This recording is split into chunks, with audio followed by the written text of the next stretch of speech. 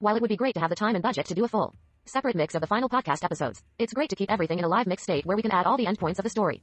Now we create episodic projects that include all the TV material and the podcast. And we use the essential sound control panel in Premiere Pro to make everything sound great.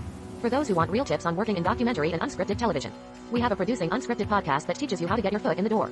Work in the world of unscripted television and create television shows. Our latest project, Unscripted the Long Island Serial Killer, is unique in that it's a cross between a TV show and a podcast with Adobe Creative Cloud. We've been able to create a workflow that allows us to use every second to report and edit, even if it means fiddling around at home in the bedroom while we're less than a week away from airing. In addition to 10 hours of TV documentaries, we have 35 hours of podcasts, which is a lot. The podcast is not just a let's talk about the show, but a deeper dive into the issues we address, using both audio documents recorded for the podcast itself and recordings of the television portion.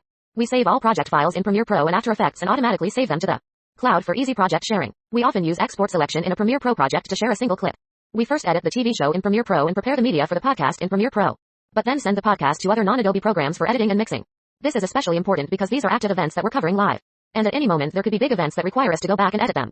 At the end of the day, it's far more important to get the story right than to pore over every little sound detail that most people will never notice. But really, our documentary work is about ordinary people who endure unusual trials with grace and determination. I convinced Jock to teach me how to edit and literally downloaded a free trial of Adobe Premiere 4.2. Things were very different then. I studied all the online tutorials on the Adobe website, learned how to use transitions and what an L-cut was. When did you find out we were going to do this big project with TV and podcast elements?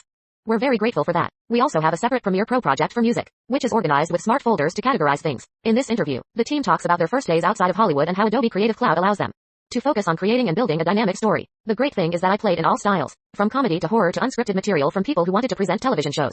So I learned early on to be versatile.